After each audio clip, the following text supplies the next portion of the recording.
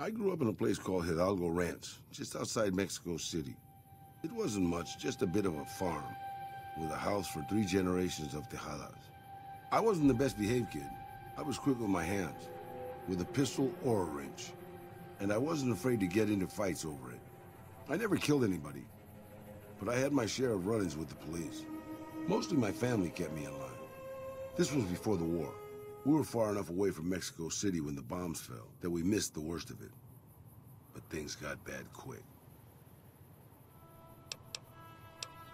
Just a few days after Mexico City was vaporized, refugees started pouring down the road to our ranch. We helped who we could, but there were so many. Eventually, my father started turning people away before we ran out of food. Things got violent. My father and I got our guns, and we drove them off. About 24 men came back in the night after we'd gone to sleep. They set fire to the ranch house and barred the doors from the outside. My whole family was trapped inside. I smelt the smoke, and I got myself and my little sister Rafaela out through a window. But everyone else, my parents, my grandmother, my 2 brothers, and 2 of my sisters, all died. Rafaela and I ran.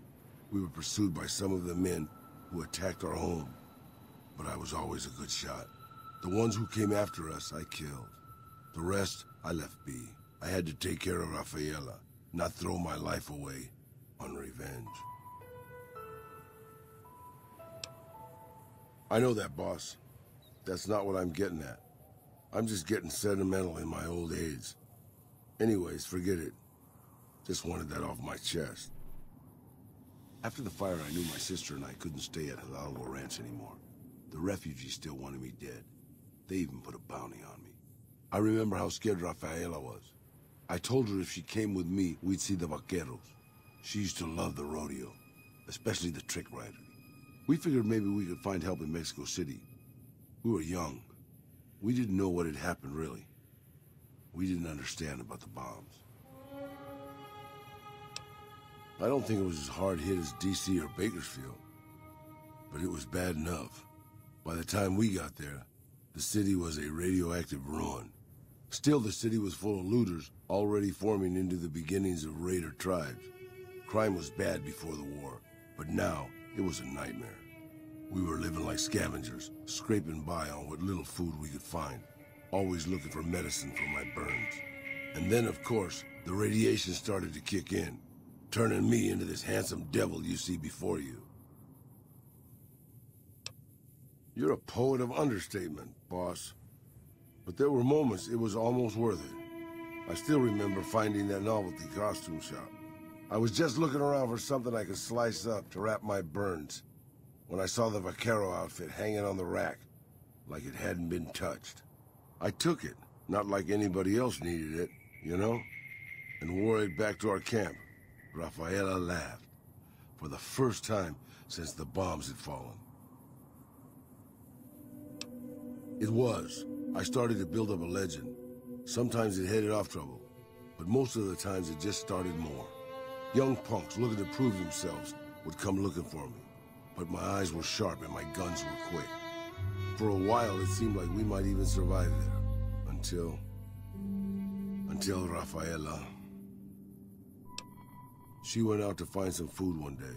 I was sick, so I stayed at our camp. I guess it must have been the beginning of radiation poisoning. Anyway, it was supposed to be safe, but some raiders happened to pass through where she was scavenging. I won't speak of what they did to her. When I found her body, the only way to recognize her was this funny little scar on her knee from when she was a little girl. Terrible doesn't begin to cover it, boss. I let my whole family down. First the ranch, now Rafaela. I was the last Tejada. I guess maybe I went a little crazy then. I took my guns and went back to that market. I didn't have many bullets, but I had enough. After the raiders were dead, I salvaged what I could from the store. I was tired. I just wanted to be alone forever. I left Mexico City behind. I made my way out to the Gulf Coast. Eventually, I found an old Petro Chico refinery nobody had claimed. I stayed there for a little while, and I thought a lot about my life. I thought about the guns I'd lived by, and what they'd gotten me. I decided my guns hadn't gotten me anything, and it was time to give it up. I took off the old vaquero outfit and put on a Petro Chico jumpsuit. The name tag said Miguel, so I started using the name myself. Eventually, I made it to Arizona. That's another story, boss. I left everything when I left Mexico. My home, my family, my name, even my face. I know it's surprising, boss, but I wasn't always this handsome. As far as the world knows, I was Miguel, and I was okay with that. I headed north for a while, and ended up in Tucson. Not Tucson, by the way. Things were good there. Well, maybe not good, but better than Mexico City anyways. I found myself a little shack, started fixing things. Oh, sure, boss. I was always good at fixing things. Some I fixed for the town, some I fixed for other people, some I fixed just for the hell of it. It's a better way to use your hands than killing. And even then, I wasn't getting any younger or faster. I lived there for a long time, kept to myself, didn't get into any fights. Hell, the only reason I even kept my guns oiled was professional pride. Getting there, boss. I'd been in Tucson. The locals can call it Tucson all they want, but it's Tucson, damn it. About 75 years when she showed up. Prettiest thing you ever saw, boss. Maybe it was just a trick of my senile brain, but I swear she looked just like my Rafaela. Her name was Claudia. She ended up taking work at one of the brothels in town. I never went to her, of course. How could I? But I looked after her in my own way. This was a long time ago, before Caesar's Legion pacified Arizona and brought the raider tribes to heel. A tribe came into Tucson one day. More a gang, really. Dirty Dave and his 6 brothers. They were looking for bullets, and I sold some to them. I figured if I did that, they'd leave town before they tore it up too much. No, boss. No, they didn't. As I was saying, I hoped they'd leave the town in peace. Instead, they decided to stop at Claudia's brothel to take the edge off. I don't know which one of them got rowdy first, but by the time I heard the screams and got my guns, it was too late. They shot up the brothel, killed 4 girls, and taken Claudia for their sport. I went after Dave and his brothers. They had a head start, but they slept nights. I didn't. It took me 3 days to catch up to them. Claudia was dead when I got there. They put a bullet in each of her eyes. I couldn't do anything except avenge her, just like Rafaela. I charged into the middle of their camp and started firing. 2 of them were dead before they knew I was there. The other 5, though, they shot the shit out of me. I would have died, I think, if I wasn't so full of rage.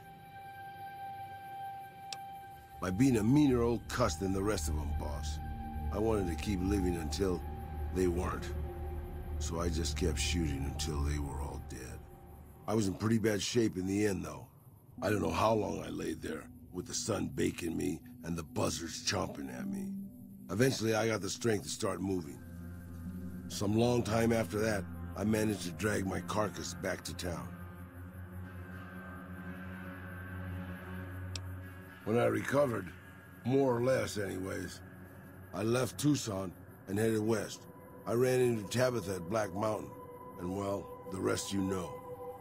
I swore I was done with the gunslinging life. I was too old, too slow, and too beat up to protect anyone anymore. I thought I was done forever, but after traveling with you, I realized that was the wrong decision. So thanks for that, boss.